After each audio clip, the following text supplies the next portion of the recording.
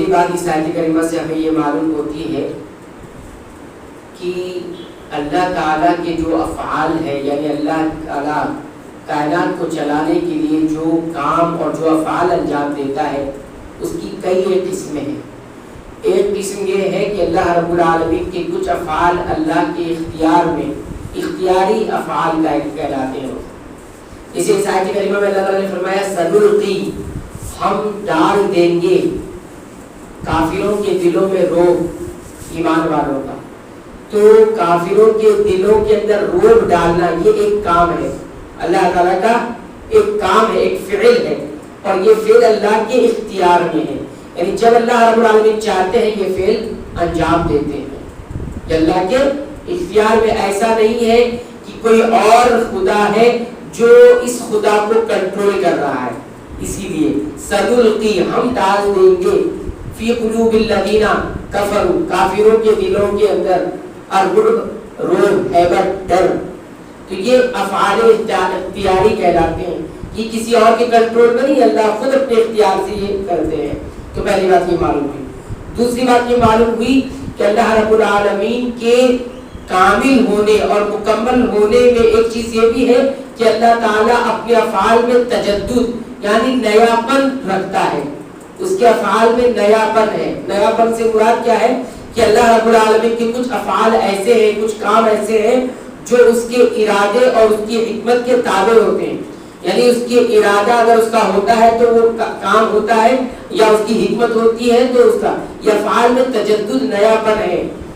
جیسے مثال کے طور پر دلوں کے اندر رعب کو ڈالنا، انسانوں کے دلوں کے اندر رعب اور دبدبہ اور خوف کو ڈالنا، یہ ایک حادث چیز ہے۔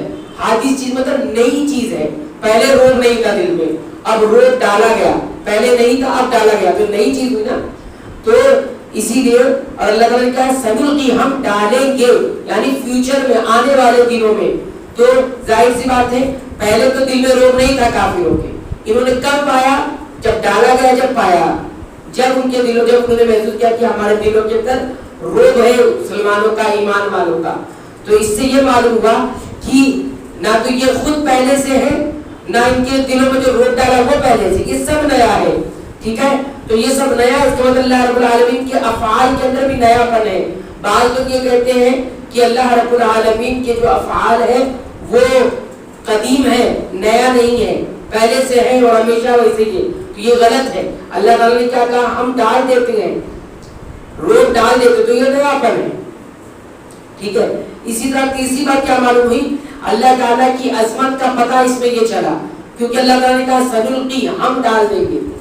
تو ہم کہا، تو ہم کس پر دلالت کرتا ہے؟ کسی کے بڑے ہونے پر دلالت کرتا ہے۔ اگر یہ اللہ تعالیٰ کہتے ہیں میں ڈال دوں گا تو اس میں عظمت نہیں ہے، لیکن یہ کہا ہم ڈال دیں گے، تو یہ جو ہم کہنا ہے نا، ہم بڑے پن کو دکھاتا ہے۔ تو اللہ تعالیٰ کی عظمت کا اسے بھی پتہ چلتا ہے۔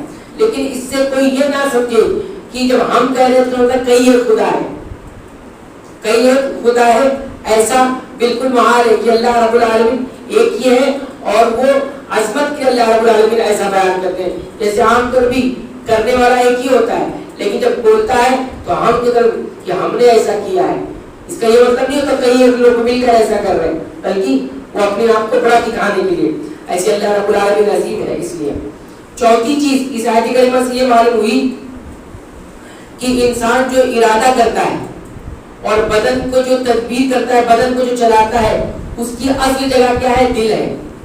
کیا ہے؟ دل ہے۔ اللہ تعالیٰ نے کیا کہا؟ سنلقی فی قلوب الذین کفروا الرعب، کافروں کے دلوں کے اندر ہم رعب ڈال دیں گے۔ تو اللہ تعالیٰ نے جو رعب کو ڈالا ہے، خوف کو جو ڈالا، کہاں ڈالا؟ ہاتھ میں، پیر میں، دل، دماغ میں، کہاں ڈالا؟ دل میں ڈالا۔ اس کا مطلب یہ ہوا کہ اصل جو محل جہاں سے انسان کام کرتا ہے وہ دل ہی ہے، ارادہ بھی دل سے ہی کرتا ہے اور ساتھ ہی ساتھ تدبیر بھی دل سے ہی ہوتی ہے۔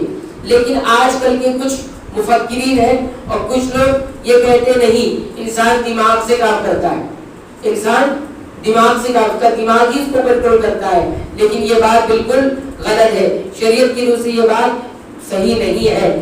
دماغ حقیقت میں کوئی کام نہیں کرتا، وہ جسم کو نہیں چلاتا، جسم کو دماغ نہیں چلاتا، دماغ کنٹرول نہیں کرتا، بلکہ کنٹرول کون کرتا ہے؟ دل کرتا ہے. دماغ کا کام کیا ہے؟ دماغ جو ہے تصویر بناتا ہے، اور تصویر بنانے کے بعد اس تصویر کو، اس امیجینیشن کو بھیجتا ہے دل کی جانب. پھر دل جو ہوتا ہے وہی فیصلہ کرتا ہے. کیا ہے؟ ابھی اس کا یہ دلیل ہے، وہ بتائیں گے ہم. تو اس کو ہم اس طرح سے کہہ سکتے ہیں کہ دماغ حقیقت میں ایک سیکریٹری کا کام کرتا ہے. سیکریٹری کا کام کیا ہوتا ہے؟ وہ ڈاکومنٹس، کاغذات جو ہوتے ہیں اس کو ترتیب دیتا ہے. اس کو ترتیب دینے کے بعد اس کو تیار کرتا ہے. تیار کرنے کے بعد وہ مالک کے پاس بھیجتا ہے. اب مالک سے وہ کہتا ہے کہ اب کیا حکم ہے، اب کیا کیا جائے اس ڈاکومنٹس کا، اس کاغذات کا. تو پھر اس کے بعد وہ جو مالک ہوتا ہے وہ حکم دیتا ہے. ایسے ہی کام کس کا ہے؟ دماغ کا ہے. دماغ ساری چیزوں کو لیتا ہے کہ جو راستے ہمارے آنکھوں کے ذریعے چیزیں جاتی ہیں، کانوں کے سن کے ذریعے ہمارے چیزیں جاتی ہیں، یہ دونوں راستوں سے دماغ کی طرف جاتی ہیں. دماغ اس کو ترتیب دیتا ہے، تیار کرتا ہے. تیار کرنے کے بعد وہ ساری چیزیں دل کی طرف بھیجتا ہے، اور دل پھر فیصلہ کرتا ہے کرنا ہے کہ نہیں کرنا ہے. جیسے قرآن حکیم پر اس کی دلیل کیا ہے؟ اللہ تعالیٰ نے سورہ الحج آیت نمبر 46 کو فرمایا افلم یسیروا فی الارض، کیا یہ لوگ زمین پر نہیں چلے، زمین پر سیر و سیاحت نہیں کی؟ فتکون لهم قلوب، کیا ان کے پاس دل نہیں تھے؟ یعقلون بها، جس سے وہ عقل لگاتے سوچتے. اور آذان، کیا ان کے پاس کان ہے؟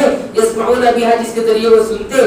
فإنها لا تعمل الابصار، ان کے نگاہیں اندھی نہیں ہوئی ہے، ولكن تعمل قلوب التي في الصدور، بلکہ ان کے وہ دل اندھے ہو گئے ہیں جو سینوں کے اندر ہے. ٹھیک ہے؟ تو اس سے یہ معلوم ہوا کہ عقل جو ہے دل میں ہوتی ہے. کہاں ہوتی ہے؟ قلب میں ہوتی ہے. اور قلب کہاں ہے؟ سینے کے اندر ہے. ٹھیک ہے؟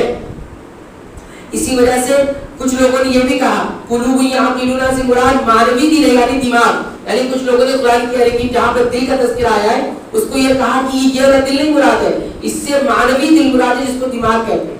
یعنی معنوی دل ہے اصل میں یہ دماغ کے بارے میں، لیکن اللہ تعالیٰ نے اس کو بھی واضح کر دیا. فرمایا ولکن تعمل قلوب التي في الصدور، وہ دل اندھے ہو گئے جو سینے میں ہے. تو سینہ تو یہاں نہیں ہوتا ہے، سینہ تو نہیں ہوتا. اگر تم یہ کہو گے کہ قرآن میں جہاں بھی دل آیا ہے اس دل سے مراد دماغ ہے، معنوی دل ہے، اور مراد کیا ہے؟ دماغ ہے. قلب مطلب لگتا پلٹنا، اور دماغ کو لگتے پلٹنے کا کام کرتا ہے. تو معنوی دل ہے، یہ دل نہیں ہے. تو اللہ تعالیٰ نے اس کو بھی رد کر دیا ولکن تعمل قلوب التي في الصدور، وہ دل اندھے ہوئے جو سینے میں ہے. تو سینہ تو کوئی بھی نہیں کرتا یہاں ہوتا ہے، سینہ تو یہی ہوتا، اور اس کے اندر کیا ہے؟ دل ہے.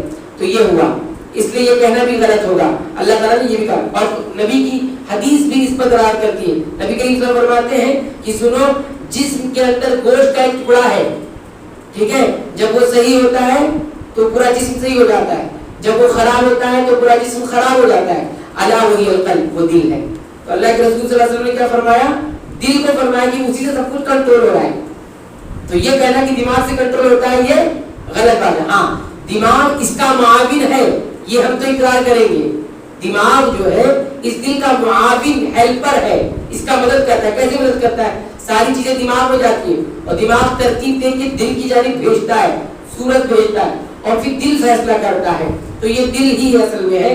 ہاں تو فیصلہ دل کرتا ہے اور دماغ کا کام. امام احمد بن حنبل رحمہ اللہ نے کہا کہ عقل دل میں ہوتی ہے اور وَلَهُ اتصال بالدماغ، اور اس کا تعلق دماغ سے ضرور ہوتا ہے. ٹھیک ہے؟ اور اس کا اتصال یہ ہے کہ دماغ ایک صورت بناتا ہے اور دل کی تعریف بھیجتا ہے، اور دل جو ہے دماغ کے واسطے سے کوئی چیز حکم دیتا ہے. دماغ جو ہے اب اعضاء و جوارح کو کیا کرتا ہے؟ حرکت میں لاتا ہے. فیصلہ بھی یہ کیا، لیکن باقی حرکت کس سے ہوتی ہے؟ دماغ سے ہوتی ہے.